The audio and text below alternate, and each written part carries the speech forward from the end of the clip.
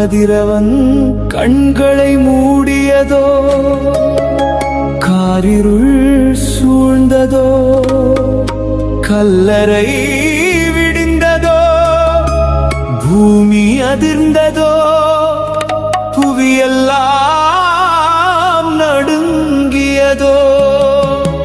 உத்தமர் இயேசு துடிக்கின்றார் சிலுவையிலே. உருகாதோ நெஞ்சம்